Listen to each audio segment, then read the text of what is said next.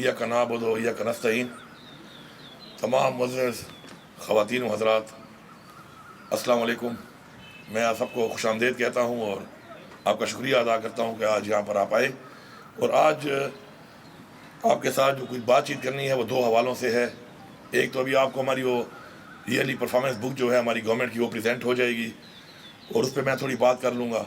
और साथ में जो मुल्क के इस वक्त हालात हैं दहशतगर्दी के हवाले से, अमन अमान के हवाले से और हमारे लीडर इमरान खान के और हमारी पार्टी के हवाले से जो इस वक्त हालात हैं उस पर थोड़ी रोशनी डालूँगा। जहाँ तक बात है हमारी गवर्नमेंट की, पख्तूनख्वा में जब हमने इस दफ़ा ये गवर्नमेंट को टेक ओवर किया तो वहाँ पर जो हालात हैं वो इस तरह के हमें मिले विरासत में कि हमारा तकरीबन सूबे के जो मुआशी हालात थे वो ये थे कि 15 दिन की तनख्वाह तक नहीं थी। और इसके अलावा लॉ एंड ऑर्डर के मसाइल भी जो थे वो भी इतने कशीदा हो चुके थे कि मुल्क में हमारे और जिस तरह हालात हैं उनमें दो सूबे हमारे बलूचिस्तान और पख्तूनख्वा में, पख्तूनख्वा के जो हालात थे वो नहायत ही वर्स्ट हो चुके थे क्योंकि गुड तालिबान और इनकी वजह से अवाम में और इवन हमारी फोर्सेस में, पुलिस में और फौज के दरमियान में एक बहुत बड़ा गैप आ गया था। तो एक मिसट्रस्ट जो है बहुत ज़्यादा हमें विरासत में मिला। गवर्नमेंट की परफॉर्मेंस से पहले बात करता हूँ। अल्हम्दुलिल्लाह हमारे आने के बाद हमारा आज जो है वो ये पोजीशन है कि इस वक्त हमारा जो सरप्लस है हमारी गवर्नमेंट का, जहाँ 15 दिन की तनख्वाह नहीं थी, आज तकरीबन 169 बिलियन है। इसी तरह हमारे ऊपर जो कर्जा था वो 762 अरब रुपए था हमारे सूबे के ऊपर। हमने 50 अरब रुपए अपना कर्जा भी उतारा और साथ साथ हमने पहली दफ़ा अपना एक डेट एंडोमेंट फंड बनाया कि अपना कर्जा उतारने के लिए, क्योंकि जिस तरह इमरान खान साहब कहते हैं कि खुददार और खुद मुख्तार कौमें वो होती हैं कि जो कर्जार ना हो, तो हमने 30 अरब रुपया उसमें डाला ताकि उससे जो पैसा हमें आएगा साथ साथ अपने कर्जा भी हम उतारेंगे। और इंशाअल्लाह हमारा टारगेट है कि हम इसको 150 बिलियन तक लेके जाएंगे और 50 अरब तक हम इसी जून तक इंशाअल्लाह लेके जाएंगे। 30 अरब उसमें आ चुका है। उसके बाद हमारे ऊपर लाइबिलिटी थी बहुत ज़्यादा, तकरीबन 72 अरब रुपए की हमारे पर लाइबिलिटी थी और हमने आते ही पहले 2-3 महीनों में उनको ख़त्म किया, वो लाइबिलिटी उतारी सारी की सारी। फिर उसके अलावा पिछली गवर्नमेंट में 36 अरब रुपया जो है वो पेंशन के अकाउंट से निकाला गया था मुआशी हालात की वजह से, जो कि मेरे ख्याल में क्राइम है क्योंकि वो एक अमानत होती है। वैसे तो सारा ही टैक्स का पैसा आवाम की अमानत ही है, लेकिन पेंशन अकाउंट एक अमानत होती है, तो उस पर हमने 36 के बजाय 40 अरब रुपया उस पर भी डाला। उसके अलावा पहली दफ़ा हमने एक प्लान बनाया कि जो हमारे ऐसे महकमे हैं और हमारे ऐसे इदारे हैं हमारे सूबे में जो कि इस वक्त लॉसेस में हैं और वो ग्रांट के साथ चल रहे हैं, तो उनके लिए हमने एंडोमेंट फ़ंड बनाना शुरू किए ताकि सेल्फ सस्टेनेबल हो जाएं। तो उसमें हमने माशाल्लाह अपनी यूनिवर्सिटीज़ को सबको एंडोमेंट फ़ंड बनाना शुरू कर दिए। उस पर हमारा एक काम जारी है। इसके साथ साथ हमारा जो ADP होता है, डेवलपमेंट में बात करना चाहूँगा कि डेवलपमेंट जो हमारा ADP है उसका हमारा 13.5 साल का थ्रो फॉरवर्ड था। उसको हमने 7.5 साल पे लाया पहले 3 महीनों के अंदर अंदर, और इंशाअल्लाह उसको इस साल हम 4.5 साल पे लेके आएंगे। और इससे मैं ज़रा क्लैरिटी कर दूँ, हमारी जो मिस प्लानिंग होती है डेवलपमेंट में, उससे पिछले 15 साल में इस सूबे को 450 अरब का नुकसान हुआ है। और मिस प्लानिंग क्या है कि हम एक काम शुरू करते हैं, उसको कंप्लीट करने की पॉलिसी हमारे पास सही नहीं होती, तो वो काम इतना लंबा हो जाता है कि वही काम मोर देन 2 टाइम्स और 3 टाइम्स तक भी उतने पैसों में कंप्लीट होता है। मतलब उतना ही काम हमने किया लेकिन 450 अरब उसमें ज़्यादा लगे, जो कि आवाम के टैक्स के पैसे के साथ एक बहुत बड़ी ज़्यादती है। तो हमारी जो प्लानिंग है वो ये है कि हम वही काम करेंगे कि इन टाइम ख़त्म करें और जो एक्सेलेशन से उसी काम में ज़्यादा पैसे लगते हैं वो ना लगें। तो उस हवाले से मैं यहाँ पे बताना चाहता हूँ कि ये जो बात होती है करप्शन की, एक बयानिया बनाना हमारे लिए बड़ा आसान होता है। तो करप्शन बिल्कुल एक बहुत बड़ा नासूर है हमारे माशरे के अंदर भी, हमारे मुल्क के अंदर भी। लेकिन मैं आपको बताऊँ कि विद गुड गवर्नेंस, मॉनिटरिंग और डिजिटाइजेशन के साथ आप इसको कंट्रोल कर सकते हैं। हमने उसका ये अमली नमूना पेश किया है। हमने कोई टैक्स नहीं लगाया और हमने 55% और 50% नॉन टैक्स में और टैक्स रेवेन्यू में इजाफा किया है। ये बाकी भी कर सकते हैं, इतनी गुंजाइश थी तभी ये हुआ है। गुंजाइश मौजूद थी, काम नहीं हो रहा था। इसी तरह करप्शन जो है वो सिस्टम के अंदर मौजूद है। और अब जो मैंने आपको कुछ हिसाब बताया है कि अब अपनी डेवलपमेंट को जो हमारी ADP के पैसे थे उससे हम 30 अरब रुपया ज़्यादा दे रहे हैं। तो ये पैसे पहले जो मैंने आपको हिसाब दिया है कुछ पैसों का जो हमने इकट्ठा किया है, ये पैसा सिस्टम में मौजूद था یہ تقریباً 200 ارب سے زیادہ پیسہ ہے. یہ کہاں جا رہا تھا؟ یہ کسی اور کی جیبوں میں جا رہا تھا. ہم نے صرف مانیٹرنگ کی ہے, ٹرانسپیرنسی لائے ہیں, بہت سسٹم کو ڈیجیٹائز کیا ہے, مزید بھی ابھی کر رہے ہیں, مزید بھی گنجائش ہے, انشاءاللہ اس پہ کام ہو رہا ہے, اور اس سے یہ پیسہ خزانے میں آیا ہے. تو ود گڈ گورننس آپ یہ کام کر سکتے ہیں. اور میں یہ کہوں گا کہ جو بیٹھے ہوئے تنقید کرتے ہیں ہمارے اوپر کہ کرپشن ہو رہی ہے پختونخوا میں, تو میں صرف اتنا کہوں گا کہ ایسی کرپشن آپ بھی کریں. یہ بڑی پازیٹیو کرپشن ہے, آپ کو کرنی چاہیے. مریم نواز صاحبہ, آپ 146 بلین خسارے میں ہیں اپنے ٹارگیٹ سے, میں 169 ارب روپے سرپلس ہوں اپنے ٹارگیٹ سے, تو میں تو بڑی اچھی کرپشن کر رہا ہوں. پھر آپ کیا کر رہی ہیں, مجھے آپ یہ بتائیں کہ جب اس رزلٹ کے بعد یہاں کرپشن ہے تو وہاں کیا ہو رہا ہے, اس کا تو میرے خیال میں ڈکشنری میں کوئی نام بھی نہیں ہوگا. میں 55% اور 50% ٹیکس کو انہانس کرتا ہوں, آپ 10-12% پہ گھوم رہی ہیں, اور میں کرپشن بھی کر رہا ہوں. تو پھر آپ کیا کر رہی ہیں, ذرا یہ بتا دیں. میں نے سسٹم کے اندر سے 200 ارب سے زیادہ پیسہ ریز کیا, جنریٹ کیا, اور آپ 146 ارب روپے خسارے میں ہیں. کرپشن یہاں پہ ہو رہی ہے, تو وہاں پہ کیا ہو رہا ہے, ذرا روشنی ڈالیں اس کے اوپر. اور ہمیں اصلاح کرنی چاہیے اپنی, اور تنقید کے بجائے سیکھنا بھی چاہیے, اور پازیٹیو ہونا چاہیے. میں سمجھتا ہوں کہ ایک چھوٹی ایگزامپل دیتا ہوں آپ کو. ہیلتھ کارڈ ہمارا بند ہو گیا تھا, جب دوبارہ ہم نے شروع کیا تو ہمیں ریٹ انہانس کرنے پڑے, کیونکہ ہیلتھ کارڈ کے اندر بہت سے ہاسپٹل ایسے تھے پرائیویٹ جو ہمیں چھوڑ گئے تھے, کیونکہ ظاہری بات ہے علاج مہنگا ہو گیا. لیکن آپ حیران ہوں گے یہ سن کر کہ 30% انکریز کرنے کے بعد ریٹس کو, آج ہمارے ہیلتھ کارڈ کے اوپر ہر مہینے 90 کروڑ سے 1 ارب کم بل آ رہا ہے. ٹرانسپیرنسی, یہ تقریباً اگر میں اس حساب سے بھی لگاؤں تو 11 ارب روپے آپ نے بچت کی ہے, اور اگر 30% انکریز کے حساب سے لگاؤں تو یہ 15 ارب کی بچت ہے ایک سال کے اندر. اسی طرح دوائیاں دیکھ لیں, 2018, 19, 20, 21, 22 میں 8 ارب, 9 ارب, 10 ارب اور 12 ارب روپے کی پرچیزنگ ہوئی. اتنی ہی دوائی, اتنی ہی کوانٹٹی انہی کمپنیوں سے. ہم نے آ کر وہی پرچیز کیا ہے 5 ارب روپے میں, صرف اتنی ہی کوانٹٹی, وہی کمپنیاں ہیں. تو یہ کیا ہے, صرف مانیٹرنگ ہے. ٹرانسپیرنسی مانیٹرنگ کے ذریعے کنٹرول ہو سکتی ہے. اخلاقیات کے ذریعے اگر آپ نے کرپشن ختم کرنی ہے تو میں دعوے سے کہتا ہوں کہ اس کے لیے وی نیڈ 2 جنریشنز. اب ڈیجیٹائز کر کے, سسٹم کو ٹھیک کر کے, مانیٹر کر کے آپ نے اس کو کنٹرول کرنا ہے, اور یہ اس کا ثبوت ہے. اسی طرح ہم نے پریکیورمنٹ کی. آپ حیران ہوں گے سب یہ سن کر کہ میں نے 20 ارب کی گندم کیش میں لی ہے, اور اگر یہ گندم میں پاسکو سے لیتا تو کوالٹی پاسکو کی آپ کے سامنے ہے, جو حالات چل رہے ہیں پاسکو کی کوالٹی کے گندم کے, اور مجھے 10 ارب روپے پاسکو کو دینے پڑتے ہیں کمیشن فار نتھنگ. تو میرا اپنا صوبہ ہے, میرے ڈپارٹمنٹس ہیں, میرے لوگ ہیں, تنخواہ لے رہے ہیں. تو میں نے خود جو کیا اس سے 10 ارب کی بچت آئی, اور کیش پہ لیا بجائے قرض پہ لینے کے. انشاءاللہ آپ دیکھیں کہ پختونخوا میں کمنٹ کیا ہے IMF نے کہ ہم نے ان کے سارے ٹارگیٹ اچیو کیے ہیں. یہ کیا ہے, یہ کریڈیبلٹی ہے, ایک صوبے کی ہے, پاکستان کی ہے. ایسی کریڈیبلٹی آپ کی ہوگی تو آپ کو پاؤں نہیں پکڑنے پڑیں گے ان کے, آپ کے اوپر وہ تھوکتے ہیں ہر چیز, کیونکہ آپ کریڈیبل نہیں رہے. آپ نے کریڈیبل رہنا ہے, اور کریڈیبل رہنے کے لیے ضروری ہے کہ آپ کو اپنے وہ جو آپ سے کمٹمنٹس ہوتی ہے پوری کریں گے. الحمدللہ ہمارا تقریباً 10 ارب روپیہ جو ہم نے دینا ہوتا ہے ہر مہینے کا, ایک دن بھی ہم نے شارٹ نہیں کیا.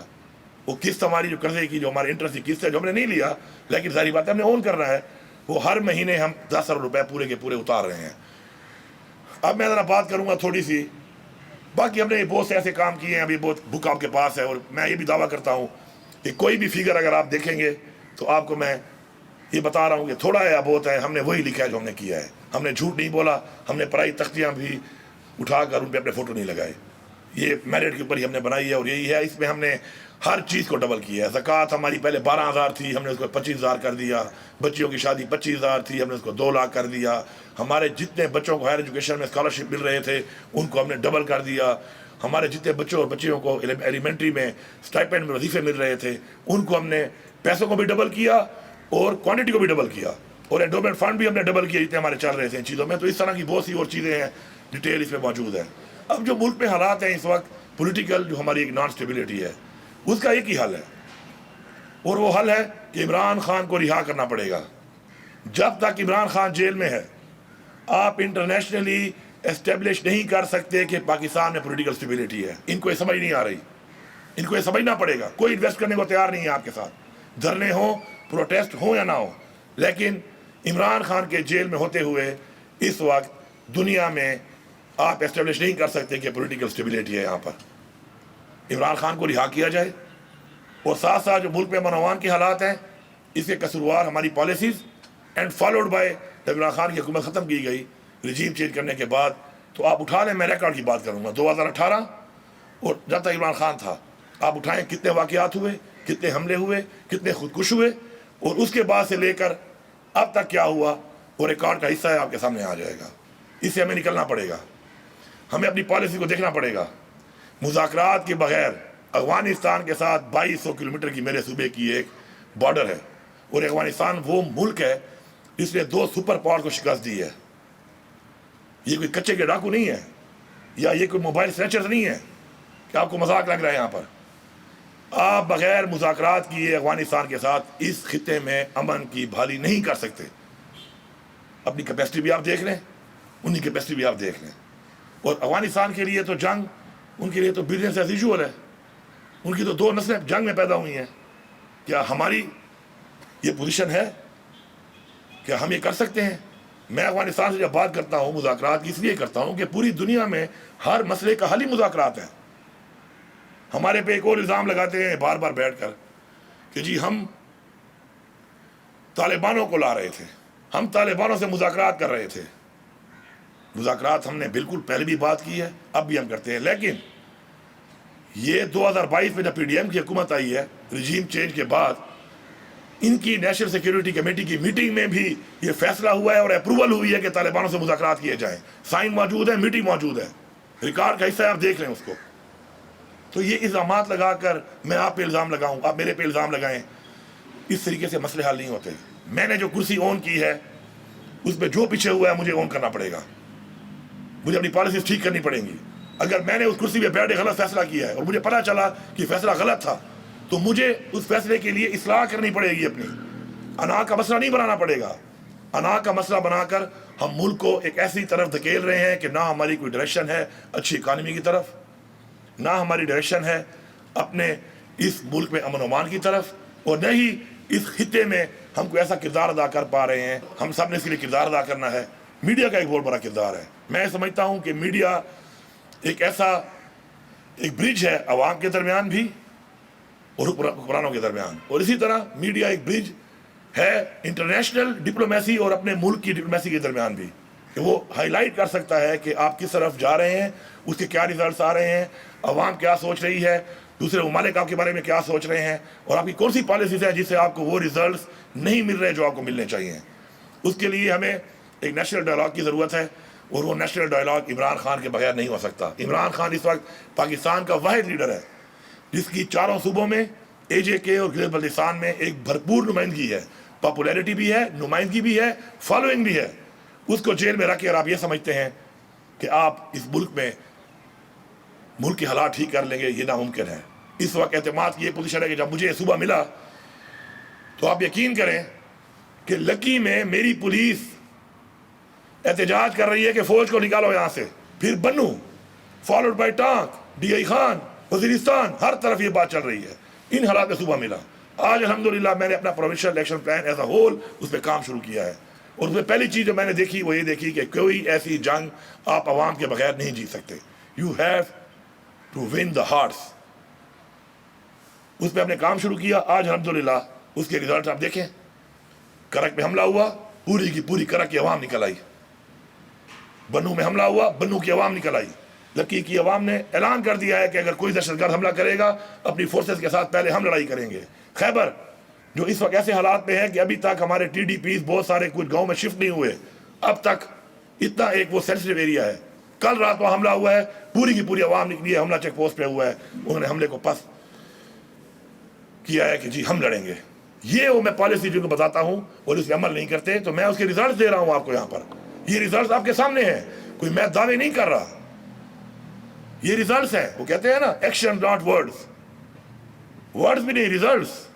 یہ ریزلٹس ہیں جو میں آپ کو بتا رہا ہوں اور یہ آپ کے سامنے ہیں اس وقت. تو میں ان کو اسی پالیسی کا کہہ رہا ہوں کہ آپ اس پالیسی پہ آئیں اور اس پالیسی پہ بیٹھیں. اور دوسری بات کہ جب تک ہم بیٹھ کے یہ تعین نہیں کریں گے کہ یہ جنگ جیتنے کے لیے میری کیا ذمہ داری ہے, آپ کی کیا ذمہ داری ہے, کیا لاجسٹک چاہیے, اس کے لیے آپ کیا کریں گے, میں کیا کروں گا, میں کس چیز کا آنسریبل ہوں, آپ کس چیز کے آنسریبل ہیں. تب تک یہ پریزنٹیشنز اور یہ میٹنگز اور یہ پلانز اور یہ کوئی نام دے دینا, یہ آپریشن جو ہم نے کیے, میں کیوں آپریشن کے خلاف ہوں؟ کیونکہ آپریشن سے میرے صوبے میں تباہی ہوئی ہے, فائدہ کوئی نہیں ہوا. اگر آپریشن سے فائدہ ہوتا تو میں اس کی حمایت ضرور کرتا. آپریشن سے تو میرے لوگ مزید مخالف ہو گئے ہیں, نقصان بھی اٹھائے, جانیں بھی قربان ہوئی, فائنینشلی بھی نقصان اٹھایا, صوبے نے اٹھایا, انڈیویجل نے اٹھایا, اور رزلٹ کیا نکلا اس کا؟ کچھ بھی نہیں. تو اس لیے جو ہم کچھ چیزوں کی مخالفت کرتے ہیں تو ہم حالات کو دیکھ کے کرتے ہیں, کیونکہ ہم عوام کے اندر ہیں, ہم عوام کی رائے کا جائزہ لیتے ہیں. عمران خان نے ہمیں یہی سکھایا ہے کہ عوام کی رائے کو دیکھتے ہوئے, عوام کے سینٹیمنٹ دیتے ہوئے, عوام کے ساتھ عوام کو کرنے کے لیے عوام کی رائے کے ساتھ چلنا پڑے گا. اور یہی میرا ان سب کو یہ ریکویسٹ ہے, اور میری اس پوری اسٹیٹ کو, تمام اداروں کو یہ ریکویسٹ ہے کہ اگر آپ لوگ ان باتوں پر جو میں آپ کو کر رہا ہوں, اور میں نے آپ کو بتایا ہے, گورننس کے حوالے سے ہی بتایا ہے آپ کو, کرپشن کے حوالے سے ہی بتایا ہے آپ کو, لا اینڈ آرڈر کے حوالے سے بتایا ہے, اور ریزلٹس آپ کے سامنے ہیں. ہر طرح کے ان 13 مہینوں میں ہر طرح کے ریزلٹس جو میں نے آپ کو بتائے ہیں وہ ہمارے سامنے ہیں, ود دا پالیسی جو ہم نے اڈاپٹ کی ہوئی ہے. تو اس پالیسی کو آپ بھی اڈاپٹ کریں, باوجود اسے کہ آپ ہمارے ساتھ کوآپریٹ نہیں کر رہے, اس کے باوجود بھی یہ ریزلٹس ہیں.